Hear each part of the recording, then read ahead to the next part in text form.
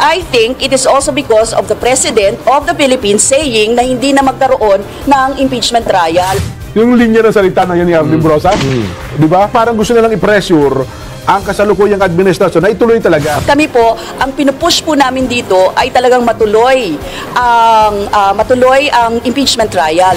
Para kung nakinikinita, kapag hindi natuloy ang impeachment, si Pangulong Bongbong, ang kalaban ng mga ito eh. Parating ang pagkakataon nang isisigaw ng mga yan, si Pangulong Bongbong naman ang waalisin nila sa gobyerno. Eh, wala naman kasi permanenteng kaibigan yung Makabayan Black na yan eh. Hindi ba nag-rally na nga nung isang araw? Hindi ko lang alam kung kasama tong grupo na ito na ang kanilang isinisigaw, Marcos Duterte, pareho lang.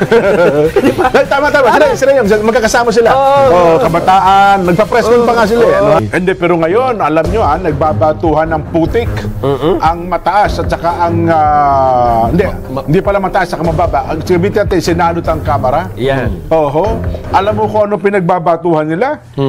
Ano ba yan? Sabi nung isang nasa Senado, kayo naman sunod-sunuran kayo kay Speaker Senate President niya nagsalita niya. Yun na nga. Sunod-sunuran kayo kung ano lang sabihin ng speaker ninyo. Doon lang kayo eh. Para kayo mga blind followers. Mga panatiko kayo eh. Ba't naman sinabi yan? Sino nagsalita niyan? Nako, ang nagsabi po niyan, mga kababayan, ay ang mismong presidente ng Senado.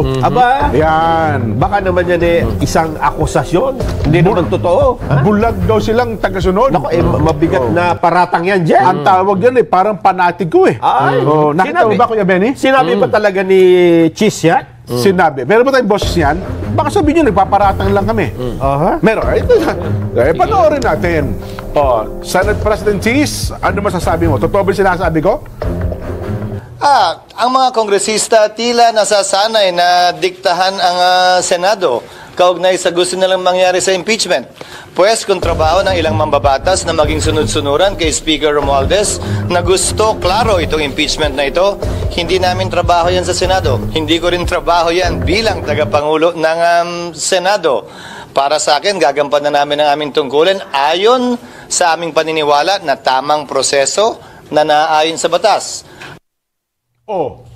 Anong hindi niya kami kagaya dyan sa Kamara na sunod-sunuran lang? Inakusahan ang mga kongresista na bulag na pagsunod kay Speaker Martin Romualdez. Mabigat yan. Mabigat na paratang yan dyan. Kasi yung isang tao na sinabihan mo na sunod-sunuran ka, ibig sabihin, hindi ka na nag-iisip Number one yun, hindi ka nag-iisip. Yan. Kaya sumunod ka. O pangalawa, nag-iisip ka at sumunod ka dahil malaki ang pakinabang mo dun sa nagpapasunod sa'yo. Ayun, tama din yan. Tama din Kasi naman yan. Kasi kung susunod ka nang hindi ka nag-iisip, masyado mababang level yun. Tsak naman, nag-iisip yung mga yan. Pero kung nag-iisip ka, pero sumusunod ka pa rin, kahit ayaw mo, ibig sabihin, meron kapalit yun. Parang hindi makatanggi, no? Oo, hindi ka makatanggi. Kay Benny naman tayo. Benefit of the doubt. Ano naman ang benefit of the doubt, Kuya Benny? Well, it's very simple. Makikita natin na kung saan yung leadership talaga sa mababang kapulungan, meron din talagang suporta galing sa kanyang mga kasama. Diba? Kung ano yung kumpas ng nasa ibabaw, siyang galaw ng nasa baba. Baka naman yung galaw. Kuya Benny, kaya di ba, kumukumpas ka, di ba? Tapos meron ka mga asong nasa harapan. Hindi, musikero na lang, musikero. Huwag naman aso ba? Baka mga gatsan. Kasi kung may hawak kang tinapay, Jen, kasi na-obserbahan ko to, di ba? May hawak kang tinapay. Isasawsaw, matigas yung tinapay eh. Sabi ni Fernando pa, isasawsaw ko to sa labat. Mainit na kape, Nakita nung aso, nakita niya, kung saan ko dalhin yung tinapay, sunod na sunod. Well, ganun na. Dinala niya, ito, impeachment. Sunuran ngayon. Marion. Well, merong mga ganyang mga aligasyon na may ganyang mga sitwasyon. No? But again, of course, balik tayo kay Benny. Benefit of the doubt. Yan. At maaari na nagpapakita lamang ng solidong aksyon ang mababang kapulungan para ipakita naman yung boses nila, although lower nga sila, malakas naman ang boses nila sa upper chamber. Meron ganyan tayo dapat kasi kapananaw din. 24 versus 300 plus eh. Yes. Diba? Tama kayo. Alam mo, sumagot naman yung isang kakampi sa Kamara de Representante. Ano sabi? Baka yan ang mas tama. Ano sabi? Baka yan ang mas tama. Sa katauhan po naman ni Congressman Paulo Ortega, sinagot niya yung pahayag ni Senate President Jesus Escudero eh. Anong sunod-sunuran? Pakinggan natin. Ito po ang pahayag ni Deputy Majority Leader Paulo Ortega. The speaker is our source of inspiration and our mentor and our guiding light. Siya po ang leader natin dito sa Kamara at nag-statement naman na po ang ating speaker na sinabi na po niya, it is with the sound discretion of the Senate.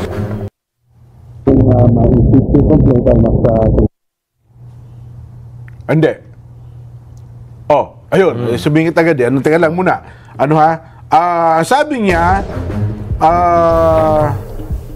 iba ata eh. Ito, sabi niya, siya po ang leader natin dito sa Kamara. Wala ba yung boss na yon? Ha? Yung ano? Yung ba sinabi? Parang iba ata. Yung sinabi ni Congressman Ortega na siya po ang leader natin dito sa Kamara. At nag-statement naman po ang ating speaker na sinabi na po niya, it is the sound discretion of the Senate.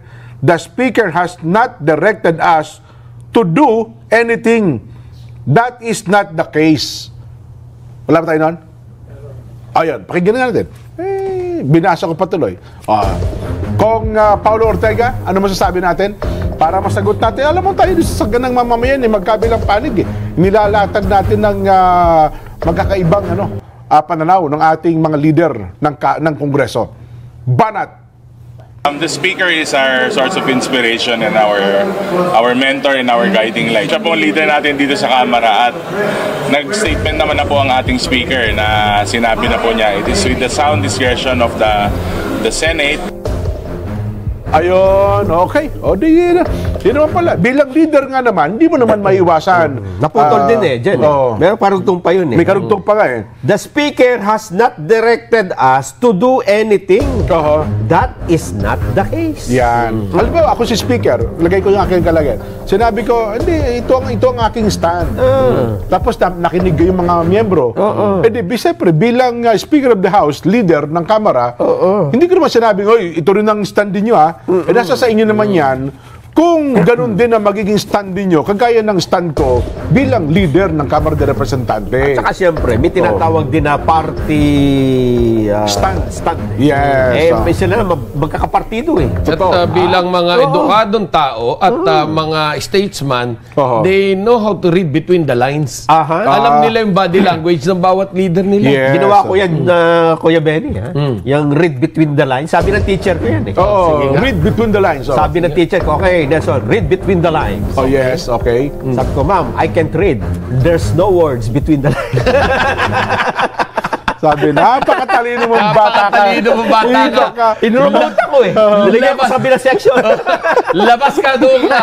Outstanding student ka. Outside ka ngayon, standing. Sabi ng teacher mo, dalating ang araw, magiging broadcaster ka. Nagkalito. At makakasama mo si Benny.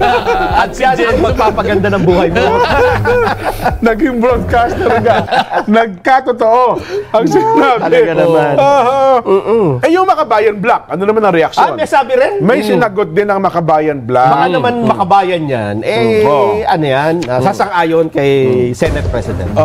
Ipakinggan natin. Paligay ko. Congresswoman Arlene Brosas. Ano masasabi niyo? Mukhang sunod-sunuran daw kayo kay Speaker Martin. Pakinggan natin. Ang Makabayan ang sunod-sunuran sa Speaker of the House. And we all know that kasi may independence po ang Makabayan. Lalong-lalo na kahit sa minority po kami, may independence pa nga rin kami sa minority. So, ibig sabihin, kami po, ang pinupush po namin dito ay talagang matuloy ang impeachment trial. At yun kasi ang hindi natutuloy. At yun kasi ang hindi sinasagot ng tuwiran sa atin.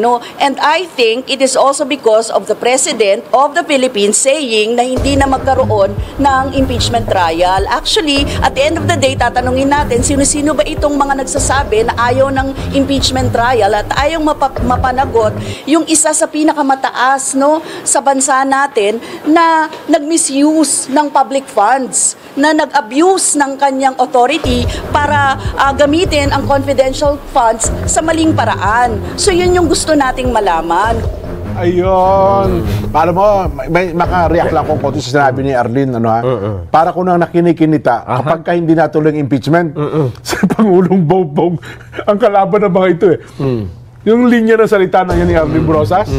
Di ba? Ngayon, mukhang medyo tactical, ano ba tawag doon? Tactical, medyo magkakaisa pa sila ng konti.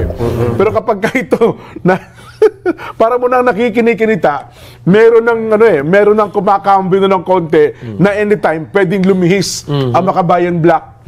At darating ang pagkakataon nang isisigaw ng mga yan, si Pangulong Bongbong naman ang aalisin nila sa gobyerno. Wala naman kasi permanenteng kaibigan niya Makabayan Black na yan eh. Hindi ba nagrally na nga nung isang araw? Hindi ko lang alam kung kasama tong grupo na ito na ang kanilang isinisigaw, Marcos Duterte, pareho lang. Diba? Tama. Sila yung magkakasama sila. Kabataan, nagpa-press con pa nga sila. Kasi parang gusto nilang i-pressure ang kasalukuyang administrasyon na ituloy talaga. Dahil sinabi rin ng Pangulo na ngayon talaga, hindi na kailangan na impeachment. Yun. Nulit ng presidente yun. Kasi nga, dun sa kanyang stand na, kung siya tatanungin, personally, ayaw na Pangulong Bongbong sa impeachment. Kuya Benny. Di ba? Yun ang malinaw ukol po sa bagay na yan. Well, hindi ko lamang po alam kung ano ang mangyayari sa mga susunod na araw sapagkat nag-react ng husto itong mga mababatas sa naging pahayag nga po ni Senate President Chis Escudero na ang mga mababatas natin sa Kamara de Representante ay para bagang sunod-sunuran kay Speaker Martin Romualdez. Bulag na taga-sunod.